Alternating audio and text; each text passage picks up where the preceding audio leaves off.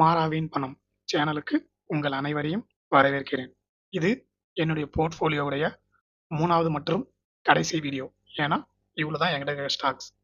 Maybe இந்த ஸ்டாக்ல ஃபியூச்சர்ல ஏதாவது அப்டேட் ஆகுமான்னு கேட்டீங்கன்னாக்கா, ஏதாவது ஒரு ஸ்டாக் சரியா பெர்ஃபார்மன்ஸ் பண்ணல, இது வேலைக்கு ஆகாதுன்னு தெரிஞ்சதுன்னா, அத குளோஸ் பண்ணிட்டு வேற ஸ்டாக் வாங்குனா வாங்குவேனே தவிர, இப்போதைக்கு இந்த போர்ட்ஃபோலியோல இருக்க எல்லா ஸ்டாக்கையும் ஒரு ஒரு ஸ்டாக்கும் 1000 குவான்டிட்டி வாங்கணும் அப்படிங்கிறது என்னோட ஆசை. 1000 ஷேர்ன்னு கூட சொல்லலாம். ஸோ ஒரு ஒரு ஸ்டாக்கையும் 1000 ஷேர் வாங்கணும் அப்படிங்கிறது என் ஆசை. அதை முடிக்கிறதுக்கே எனக்கு இந்த லைஃப் பத்துமா அப்படின்னு எனக்கு தெரியாது. ஏன்னா என்கிட்ட வெறும் 20 காசு ஸ்டாக்ல இருந்து ஒரு ஸ்டாக் 1500 வரைக்கும் இருக்குது. ஆக்சுவலா நான் 500 ரூபாய்க்கு மேல எந்த ஸ்டாக்கையும் வாங்க மாட்டேன். பட் டாக்டர் ரெட்டி ஒரு நல்ல ஸ்டாக் அப்படிங்கிறதுனால அது 1000 ரூபாய்க்கு மேல இருந்தாலும் வாங்குறேன். டேட்டா மேட்டிக்ஸ் 800 ரூபாயில இருந்தாலும் வாங்குறேன். ஸோ இதெல்லாம் சேர்ந்து பார்க்கும்போது நான் எல்லாத்துலயும் 1000 ஆவரேஜ் கொண்டு வரனாலே அதுக்கு எனக்கு இந்த ஜென்மம் பத்துமா அப்படின்னு எனக்கு தெரியாது. சரி, ஓகே, வாங்க வீடியோக்குள்ள போலாம். முதல்ல பிசி ஜுவல்லர்ஸ். இது ஒரு ஜுவல்லரி கம்பெனி. ஸோ இதில் ஃபியூச்சரில் ஒரு நல்ல growth வரும் அப்படிங்கிறதுக்காக வாங்கினேன். ஏன் இப்போ கூட ரீசெண்டாக ஒரு நியூஸ் வந்தது, அவங்க கிட்டத்தட்ட அவங்களுடைய கடனை 90% வரைக்கும் அடைச்சிட்டாங்களாம். மறுபடியும் புது பிரான்ச் ஓப்பன் பண்ண போறேன் அப்படின்னு வேற அனௌன்ஸ் பண்ணியிருக்காங்க. ஸோ என்னுடைய ஆவரேஜ் பிரைஸ் 14, இன்னைக்கு மார்க்கெட் வேல்யூ 9.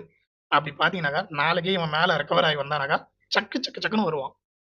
அந்த நேரத்துல போய் வாங்க முடியலனாக்கா என்ன பண்றது அப்படின்னு நான் இப்ப இருந்தே வாங்கணும். இப்ப எனக்கு லாஸ்ட்ல இருக்கிறதுனால இதை ஆவரேஜ் பண்றதும் எனக்கு ஒரு நல்ல பெனிஃபிட்டா இருக்கும் அப்படின்னு நான் நம்புறேன். அடுத்தது பிஜி இன்வென்ட். இது வந்து ஒரு ஏதோ ஒரு அசோசியேஷன் அப்படின்ற மாதிரி ஒரு கம்பெனி அப்படின்னு சொன்னாங்க. ஆனா டிவிடெண்ட் செம்மையா தரான். அடிச்சுக்கவே முடியல. வருஷத்துக்கு 4 தடவை டிவிடெண்ட் தரான். அந்த ஒரே காரணத்துக்காக தான் நான் இவனை வாங்கி போட்டு வச்சுக்கிறேன். அப்பப்போ மாசம் மாசம் சம்பளம் வந்ததும் இவனையும் 1, 2 எப்படி இந்தியன் ஆயில் கார்பரேஷன் பெட்ரோல் போடுறமே அதில் 1, 2 வாங்கணும். இதுலயும் மாசம் மாசம் 1, 2 வாங்குவேன். ஸோ அந்த விதத்துல பார்க்கும்போது ஆவரேஜ் 88, இன்னைக்கு அதோட மார்க்கெட் வேல்யூ 92. ஒரு நேரத்துல 60லாம் போச்சு. எல்லாரும் பயந்தாங்க, என்னங்க போயிடுச்சு அப்படின்னு. இப்போ அவன் மேல வந்துட்டான். எனக்கும் லாபத்துல இருக்குது, டிவிடெண்டும் வந்துன்னு இருக்குது. ரெண்டுத்தையும் என்ஜாய் பண்ணிட்டு இருக்கேன், சந்தோஷமா இருக்கிறேன். அடுத்தது ஆர்டிஎன் பவர். இது வந்து ரிலையன்ஸ் கம்பெனி அப்படின்னு சொன்னாங்க. இருந்தாலும் சும்மா டைம் பாஸுக்கு 1, 2 வாங்குவோமே, விலை கம்மியா தானே இது அப்படின்னு வாங்குனது. ஆனா நான் வாங்க ஆரம்பிச்சதுலேருந்து இன்னைக்கு வரைக்கும் ஒன்றும் லாபம் கிடையாது. என்னோட ஆவரேஜ் 9.4, மார்க்கெட் வேல்யூ 9.7. அங்கேயே தான் நின்று விளையாடிங்கிறாரு. பார்ப்போம் என்ன நடக்குதுன்னு. அடுத்தது சவுத் இந்தியன் பேங்க். இது ஒரு banking sector and gold loan கம்பெனியும் கூட.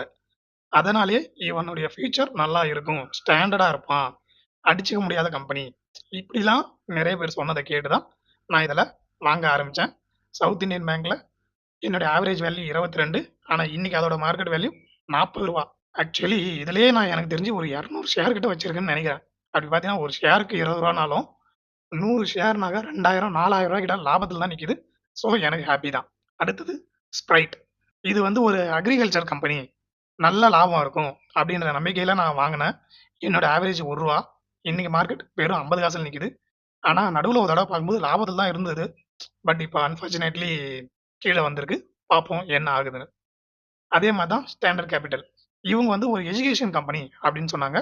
அதனால தான் இதை வாங்கினேன். என்னுடைய ஆவரேஜ் பிரைஸ் 0.8 அப்படின்னா 80 காசு. ஆனா இன்னைக்கு மார்க்கெட் வேல்யூ வெறும் 40 காசு.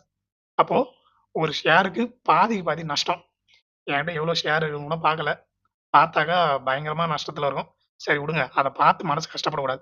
வாங்கும்போது போய் பார்த்துக்கலாம். அடுத்தது கோல்டு இடிஎஃப். தங்கத்தை வாங்கணும். தங்கத்துல இன்வெஸ்ட் பண்ற கம்பெனில வாங்கலாமா இல்ல இடிஎஃப்ல வாங்கலாமா அப்படின்னும்போது, சரி எதுக்கும் சேஃப்டிக்கு இருக்கட்டுமே, இடிஎஃப்லயும் வாங்கி வைப்போமே அப்படின்னு நான் ஆரம்பிச்சது தான் கோல்டு இடிஎஃப். ஆக்சுவலா இதை நான் இப்போ இந்த போர்ட்ஃபோலியோல தான் ஆரம்பிச்சிருக்கேன். எனக்கு தெரிஞ்சு ஆரம்பிச்சே 2 மாசம் தான் ஆகுது. பழைய வீடியோலாம் இருக்காது, தேடாதீங்க. இந்த வீடியோவில் தான் போடுறேன். Gold ETF average 15, current value 15. ஏன்னா இப்பதான் நான் இதை வாங்கவே ஆரம்பிச்சிருக்கேன். ஏன்னா நான் வாங்கின உடனே கொஞ்சம் மேலே வந்தது, அவ்வளவுதான். அடுத்தது டாடா மோட்டார். டாடா மோட்டர் எல்லா இடத்துலையும் கால் வச்சுக்கிறவன், அவனை பத்தி நம்ம எக்ஸ்பிளைன் பண்ணுங்கிற அவசியமே கிடையாது. ஸோ டாடா மோட்டார் முதல்ல வச்சிருந்தேன், அது 2ஆ பிரிஞ்சுது. அதுல கமர்ஷியல் வெஹிக்கிள்ல என்னுடைய ஆவரேஜ் 228, இன்னைக்கு மார்க்கெட் வேல்யூ 382. அடுத்தது டாடா ஸ்டீல். இதுல என்னுடைய ஆவரேஜ் 137, இன்னைக்கு மார்க்கெட் வேல்யூ 217. கிட்டத்தட்ட நல்ல லாபத்தில் தான் நிக்குது. அடுத்தது டாடா மோட்டார் பேசஞ்சர் வெஹிக்கிள். இதுல என்னுடைய ஆவரேஜ் 466. இன்னைக்கு அதோட market value 390.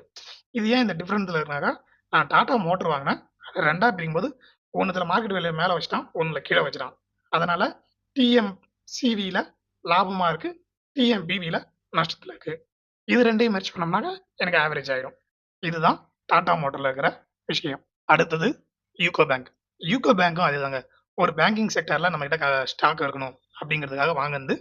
Average value 27.5, current value 25. அப்போ அங்கேயே தான் நிக்குது. என்னைக்கு இவன் எனக்கு லாபம் கொடுப்பான்னு தெரியல. அடுத்தது பிஎஸ்டி. பிஎஸ்டியும் சிகரெட் கம்பெனி தான், நான் ஓப்பனாகவே சொல்லிடுறேன். சிகரெட் கம்பெனி நிறைய பேர் ஸ்மோக் பண்ணிட்டு தான் இருக்காங்க. இந்த கம்பெனியும் ஓரளவுக்கு ஸ்டாண்டர்டா இருக்கும் அப்படிங்கிற நம்பிக்கையில தான் நான் பிஎஸ்டியில் வாங்கியிருக்கேன். என்னுடைய ஆவரேஜ் பிரைஸ் 256. இன்னைக்கு மார்க்கெட் வேல்யூ 258.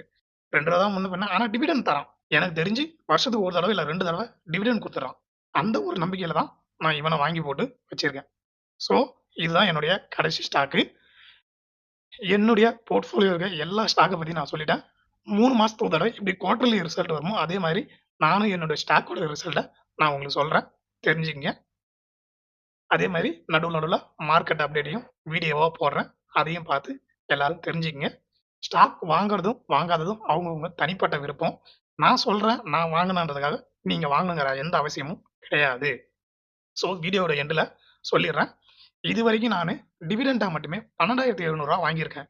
நான் ஸ்டாக் மார்க்கெட் உள்ளே வந்தது 2023. அன்னையிலேருந்து இன்னைக்கு வரைக்கும் 12,700 டிவிடெண்ட் வாங்கியிருக்கேன்.